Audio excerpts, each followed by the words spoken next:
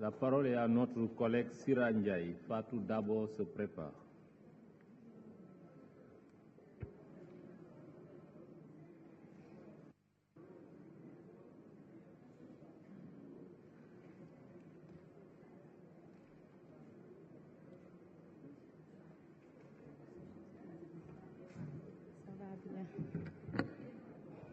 Je vous remercie, Monsieur le Président de l'Assemblée nationale, Monsieur le ministre des Finances et du Budget, Monsieur le ministre du Travail, du Dialogue social, des relations avec les institutions, Monsieur le directeur général du Budget, chers collaborateurs des ministres, très honorables collègues, assalamu alaikum.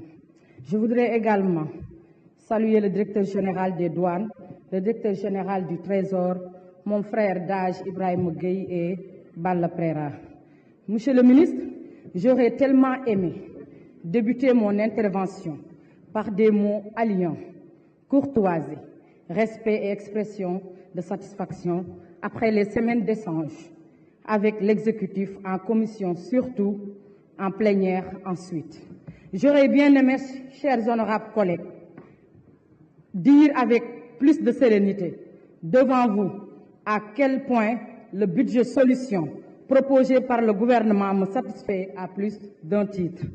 Sérénité ai-je dit, mais comment garder ne serait-ce qu'un semblant d'absence de colère après cet acte inadmissible de collègue violentant une autre collègue femme, l'honorable Amy Ndiaye Gniby. Ces images qui ont fait le tour du monde avec la magie du digital n'honorent pas notre institution. Je proteste et condamne. La suite est entre les mains de qui de droit. Et j'en reviens, Monsieur le ministre, au travail satisfaisant abattu ici avec un niveau de compétence et de confiance partagé. Oui, Monsieur le ministre, le budget qu'il nous a été donné d'examiner a la confiance de l'Assemblée nationale. Il doit les votes positifs qui l'ont accueilli autant que la qualité du travail technique qui a présidé à son élaboration, qu'à la vision du chef de l'État qui en est l'inspirateur. Monsieur le ministre des Finances, la confiance placée en vous par le président Macky Sall tient de vos qualités personnelles de cadre et de républicain émérite.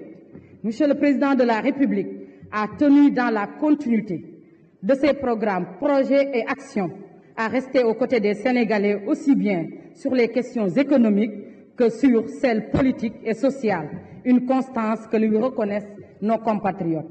L'appui aux ménages prend diverses formes. Le pays tout entier est concerné par différents projets et programmes. Nous citons, sans être exhaustifs, Monsieur le ministre, les bourses de sécurité familiale, le PUDC, la jeunesse avec le programme Xëyu Ndaw ñi, Promoville, l'enseignement supérieur et la recherche, marqués par des innovations et des nouvelles créations, dont la dernière en date a été inaugurée récemment par le président Macky Sall. Je veux parler de l'université Amadou Mahtar Mbow. Tous ces programmes, projets et réalisations, dis-je, montrent que notre pays est vraiment sur les rampes de l'émergence.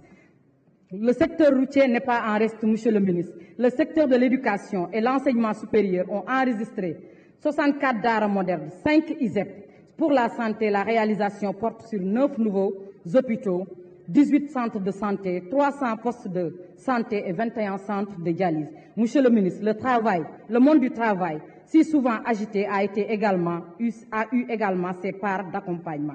Au regard du budget, on peut espérer que du bon est encore à venir en 2023. Monsieur le ministre des Finances, nous attendons la concrétisation des promesses portant réalisation de nouvelles infrastructures hospitalières. Sous ce registre, Monsieur le ministre, nous rappelons le cas de Mbour, devenu véritablement une ville satellite de la capitale Dakar, avec une démographie en forte croissance. Les besoins en équipements sociaux et collectifs augmentent conséquemment. Monsieur le ministre, pensez aux populations de Mbour et à celles de son arrière-pays. Nous serons les représentants de nos compatriotes pour porter avec eux l'espoir d'encore plus de performances économiques après la bonne note que récemment notre pays a reçue du Fonds monétaire international. Pour toutes ces raisons, Monsieur le ministre, je voterai ce projet de budget 2022-2023. Je vous remercie, Monsieur le Président. Merci, chers collègues. La parole est à notre collègue